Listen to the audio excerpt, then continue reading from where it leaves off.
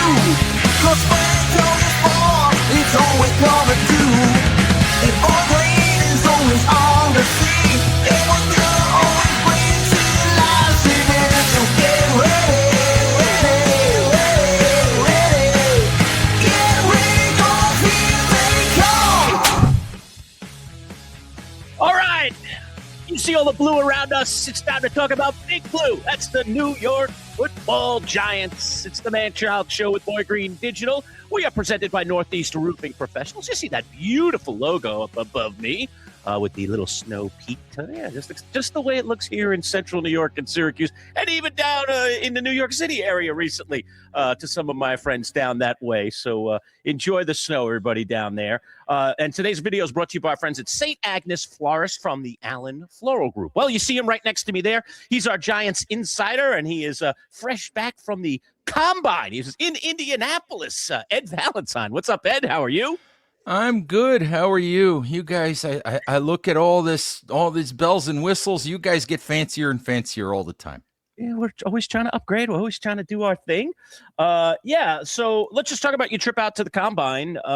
You got to see some players. You got to talk and see some people talk. And, of course, a lot of behind closed door stuff going on with interviews amongst the teams. So give me a quick little Giants report on John Harbaugh and Joe Schoen. I watched the pressers, Ed. One of the things I picked up is Harbaugh is still in the honeymoon phase and getting all those nice kind of, futuresque questions. And Joe Schoen, well, he faced a whole different level of questioning, all about authority and where he ranks and what's going on and who has the power. So talk to me about that dichotomy here in the early stages of Harbaugh 1.0 here. Well, Jim, it's clear that, this is John Harbaugh's show. All right, we know that, and of course, Joe's not going to stand up in front of up at the podium in front of people and say, "Hey, I still have the title, but I don't do very much during the day." Right. I'm just kind of here. I get the coffee and I make the phone calls Harbaugh tells me to make, and he's not going to say that, but he got a couple questions about what he does, and he said, "I'm still the general manager." I caught that. Oh yeah, I'm still the general manager. But I orders from Donna Ponte. That's what we want to know around here. Yeah, except Donna Ponte does a big chunk of your job now. But Joe still has his role. He'll do a lot of he'll be in charge of a lot of the scouting. He'll be in charge of a lot of the free agency stuff. What I'm interested in and what I was efforting, one of the things I was trying to find out in Indianapolis is Joe Schoen still leading the contract negotiation for the Giants, or is Joe basically kind of helping to identify which guys they're going to go after and turning that over to Donna Ponte. And I'm not sure yet. So, but it's interesting. This is clearly John Harbaugh's show, and I'm sure you want to talk about some of the prospects and all of that, but I think it's crystal clear that Joe Schoen is what we call a positional value guy. All right, there is NFL teams, you look at each position, of course, quarterback is at the top, and people understand when you look at positional value, you can go to various websites and see which positions NFL teams pay. All right. And basically that tells you which positions they value the most. And it's pretty clear. And John Harbaugh doesn't care a bit about positional value. And Joe Schoen is like, I guess I have to deal with that. John Harbaugh does not care a bit about positional value, and I think the Giants' upcoming draft is going to reflect that. Well, before we get into some of these prospects, and there are a couple of interesting ones if the Giants indeed do stay at pick number 5, but the rumor mill is swirling, and I want to talk to you about the rumors that were flying around about Kayvon Thibodeaux. A lot of talk that the Giants may, at least at some point, move on from Kayvon Thibodeaux in terms of a trade and see what they can get back in terms of commodity. Give me your sense about this, and do you think it's going to happen, or even if it does, when could it happen? Well, to me, if it's going to happen, it should happen before the draft. Okay, because for me, you either want the draft capital. All right, the Giants don't have a third-round pick, and I don't know that Kayvon Thibodeaux can bring back a third-round pick. Maybe he can only bring back a fourth-round pick, but that's still useful when you think about, not having that third-round pick. Getting an extra pick in the middle of the draft would still help. And I just look at it, and, Joe Shane said the other day, he said, you can't have enough pass rushers, and every Giants fan understands that that's right. Every Super Bowl winning New York Giants team has had a defense built around a dominating pass rush. And, so Joe is right about that. But the reality of it is you've got Brian Burns, you've got Abdul Carter, and you've got Kayvon Thibodeaux in the last year of his contract. And I can't fathom how a year from now the Giants would pay Kayvon Thibodeaux, a big money contract. I just can't. So do you hold on to him and let him go to free agency next year and maybe get a compensatory pick? Or do you trade him now, take the cap relief, which is $14 million in change, which they can use, and take whatever draft capital you can get now, or take a player if you can get one, and make sure you get something now. Then of course you still have to fill some depth at the edge position, but for me, it makes a ton of sense. And I find it funny that there's all of this reporting that, oh my God, Joe Shane is taking calls about Kayvon Thibodeaux, because he took calls about Thibodeaux at the trade deadline. He admitted that on Tuesday. Right. He said he doesn't want to trade Kayvon Thibodeaux, but we'll listen, if people call. You knew people were going to start to call. The same people that were interested at the trade deadline are probably going to be interested now. Makes sense. And maybe other teams that are losing edge defenders. So of course people were going to call, and it's Joe's job to listen and to walk down the hallway and present the offers to John Harbaugh and say, what makes sense, John? Right. There you go. That's the way this works. We get it. There you go. We know the workflow here. We understand it. All right. So Kayvon Thibodeaux, maybe he's going to get moved. It might make some cap space because cap sense, because the Giants do need to make some room here if they're going to get active in free agency. We talked about it, I think, the last time we chatted, but let me talk about it with you one more time. I know they're going to end up overpaying, dare I say, or paying a premium price for Tyler Linderbaum if they want to get him, but I'm just in favor of it. The Giants have been trying to solidify this offensive line forever, and I know they have other guys on the line that they have to deal with too that also are headed towards free agency, so they got to make sure they keep some semblance of the group together. But when you get a guy that's a 3-time All-Pro out there at 25 years old, and you can go get him because you have an advantage potentially because the coach is the guy that drafted him, I go get him. What are your thoughts on that? I think if they can get him, they will get him. I really do. I think it makes too much sense. Look, John Michael Schmitz, the Giants starting center for the last 3 years, is an average NFL starting center. And I have been a defender of JMS for the last couple of years because he had a really rough rookie season, but he's gotten better each year. But he's not Tyler Linderbaum. He's just not. And, John Harbaugh doesn't want to blow up this Giants roster. He wants to tweak this roster. He wants to add to it. He wants to add physicality to it. He wants to build offensive and defensive lines that can compete with the Philadelphia Eagles. And you don't do that unless you shoot for the best players you can get. And it just makes so much sense.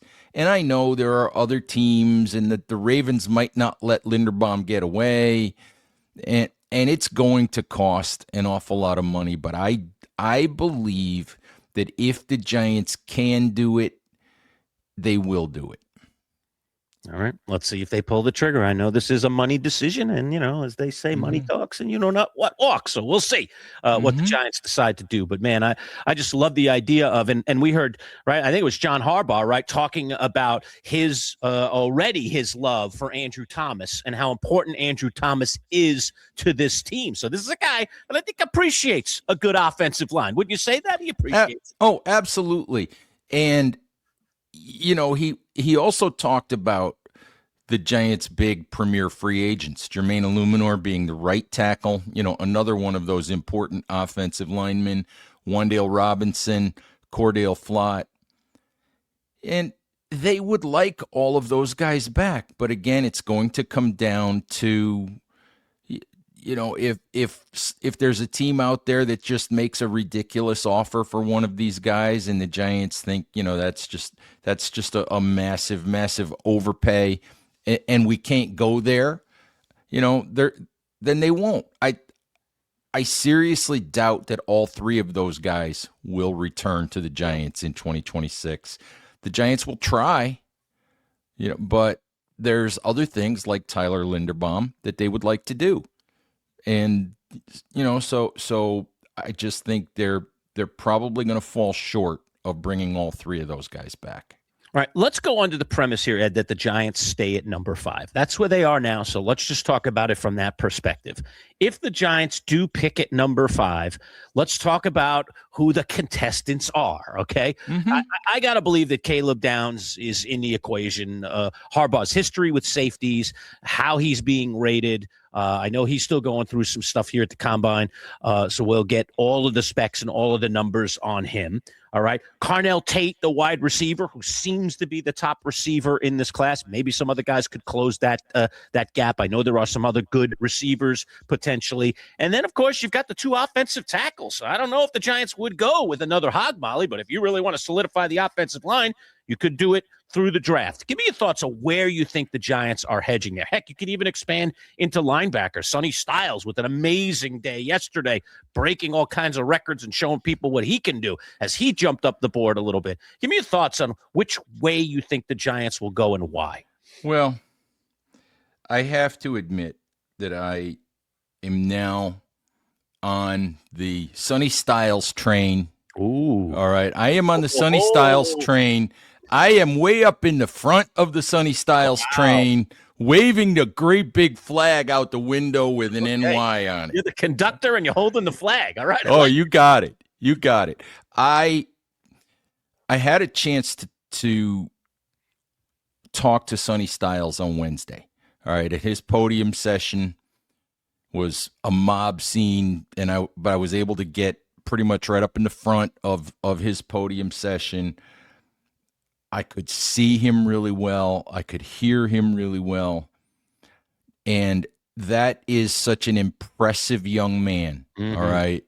And I just walked away from that. I walked away from that podium session, and I thought, John Harbaugh is going to love this young man. He's just going to love this young man. I mean, John Harbaugh on Tuesday, and my antenna went up when I thought about Sonny Styles. John Harbaugh on Tuesday was talking about how bad the Giants' run defense has been for the last few years. And he said, and I'm going to paraphrase a little bit, he said, fixing the run defense is a must. It's non-negotiable. It has to happen. Okay. No matter what, it has to happen. And unsolicited, along the way of answering that question, he said, you can't fix the run defense unless you have a really good linebacker in the middle of it to clean up all the tackles. And what we found out later was the Giants ended up meeting with Sonny Styles. Maybe they had already met with Styles when Harbaugh had that, when Harbaugh had that session with us. But they met with Styles before Styles came to the podium. So honestly, I talked before about positional value. Look, Caleb Downs is a contestant. All right. I honestly think that Caleb Downs made a big mistake this week. Unless Caleb Downs knows that he's not going to test well at all athletically, he needed to be on the field this week. Yeah. When guys like Sonny Styles were just blowing things up. Arvell Reese, is another Downs teammate at Ohio State, was blowing things up. A couple of the safeties behind Caleb Downs on everybody's big board were blowing things up. Cornerbacks all over the place were running incredible numbers, and Caleb Downs didn't do a thing.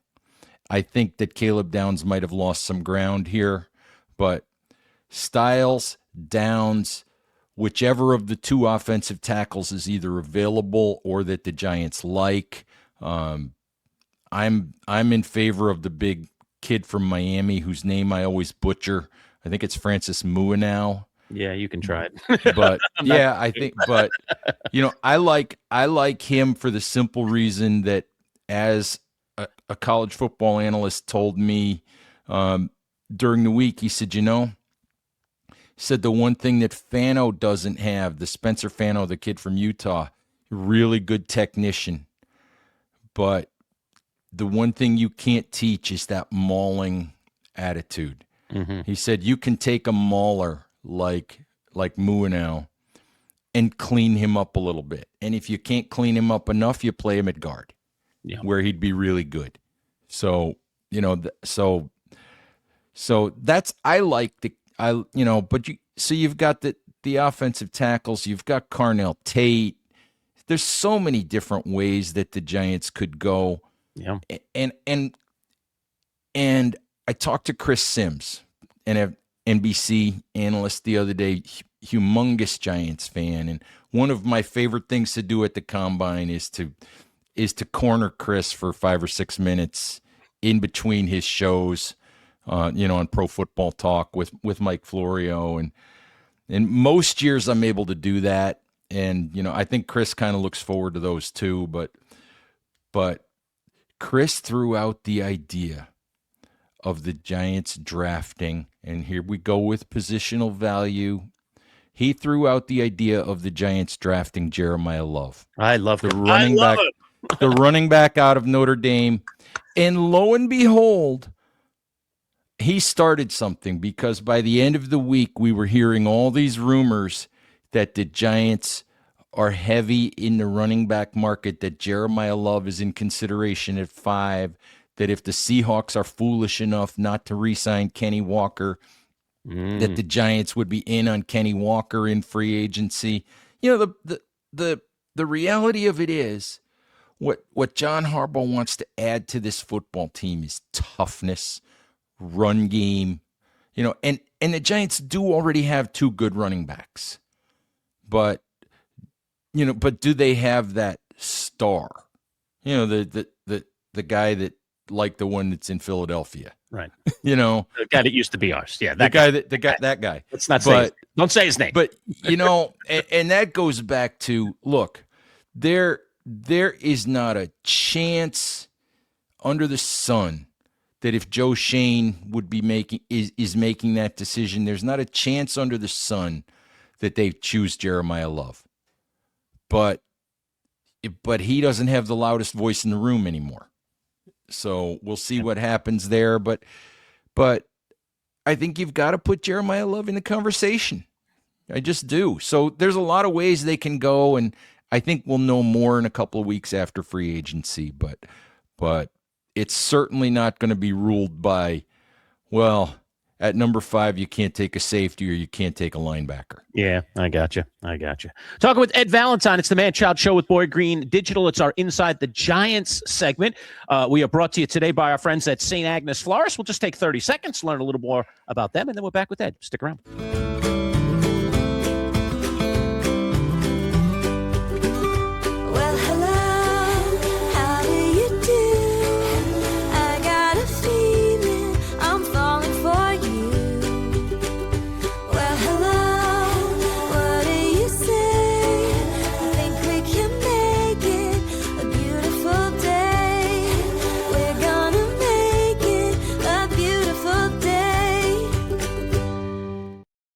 we're back talking all things Giants. Man-Child Show with Boy Green Digital at MC Show Digital on YouTube. And please click that subscribe button or hit the thumbs up like if you're already a subscriber and become part of our growing family. All right, Ed, back from the NFL Combine in Indianapolis, and we're chopping it up and breaking it down. One of the things I want to talk to you, Ed, about is, okay, so at the moment, the Giants, I think, have somewhere in the neighborhood, you'll probably know the number because you're on top of this stuff, about $9 million in cap space. The official numbers also came out in terms of the cap, and there's, of course, a little bump up to what this year's cap is compared to last year, which we typically do see an increase.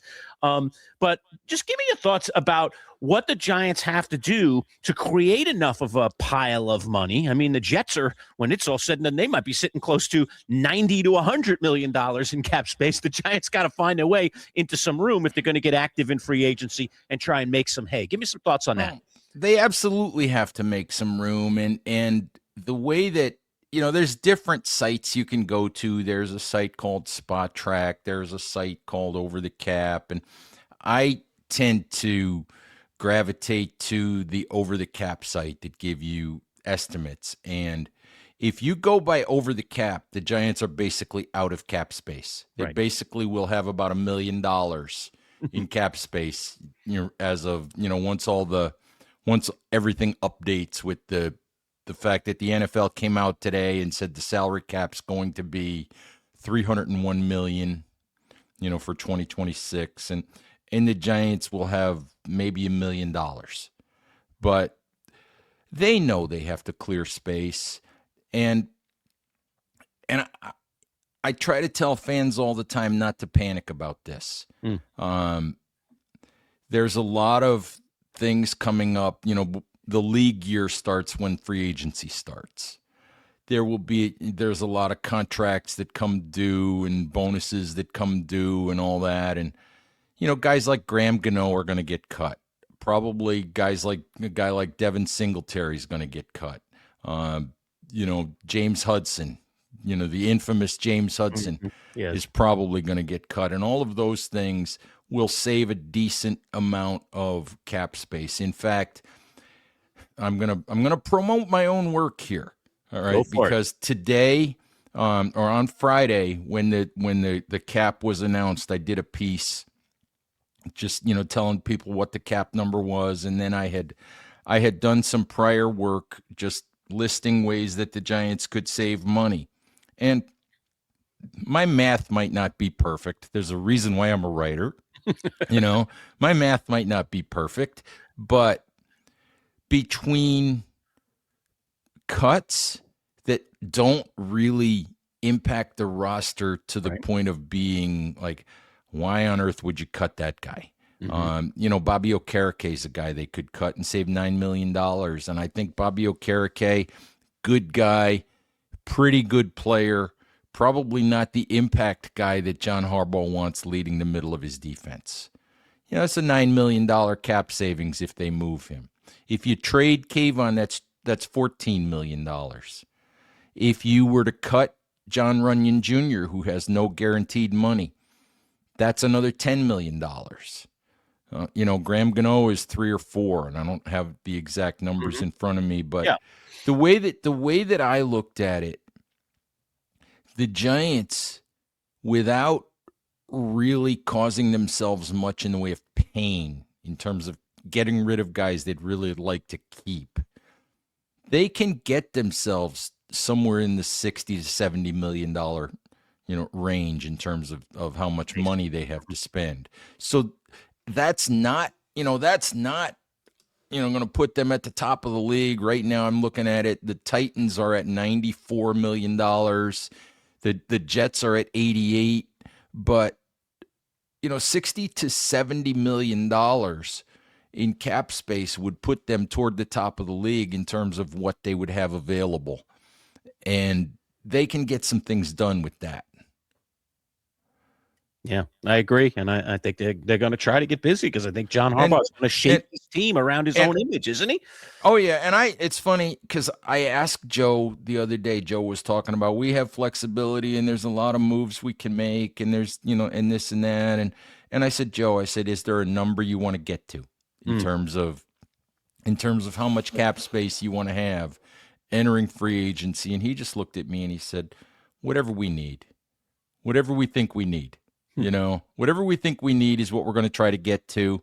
And he said that they would sit down and actually start going through that. And I'm sure they've gone through some of it already, but he basically was saying they will start making some decisions and some moves once they get back from Indianapolis next week. One other little piece of news that broke while you were there, Ed, and that is the idea that the Giants are very optimistic about Malik Neighbors being back in time for camp. And then, of course, there's that other guy, Cam Scatterbo, with that very serious injury. So 2 very serious injuries, one clearly on track at this point. And I don't know, were there any nuggets on Cam Scatterbo? Give me your thoughts about those 2 guys and how that affects the roster if indeed they're back and ready to go. Scatterbo, Joe Shane said he'll be on the field in the spring.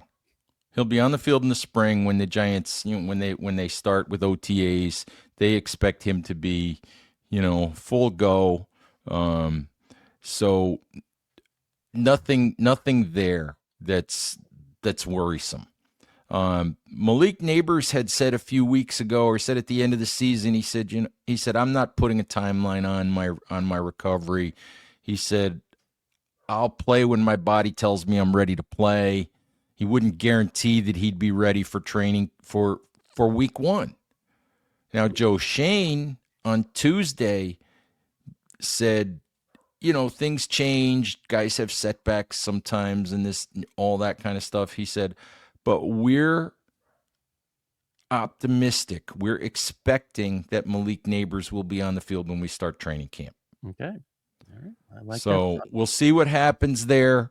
I'm sure that they will be careful with his workload, and I'm very interested to see with all of the changes that have been made behind the scenes with the Giants in terms of all of their training staff, their medical staff, all of the people that John Harbaugh brought with him. I'm very curious to see what that looks like in terms of how they treat injuries, how they structure practices to try to prevent injuries, all that kind of stuff. So we'll see how all of that works out. And just circling back for a moment to Jeremiah Love, because that's been very intriguing to me. I love Cam Scatterbo, but I think ultimately he's like a piece of your running back guy, but he's not the main piece, not the front guy. And I think they need a front guy. Is 5 too high to take Jeremiah Love? Because I have this great fear, Ed, that Jeremiah Love is going to fall to 9, and the Kansas City Chiefs are going to go scoop him right out of there, and they're going to have themselves a really, really nice piece to what's already a good team, despite the fact that they didn't have a good record this year. Give me your thoughts. Would the Giants really do it? Do you think they would pull the trigger if they really do fall in love with him here at the Combine and beyond? The Kansas City Chiefs would 100% take Jeremiah Love.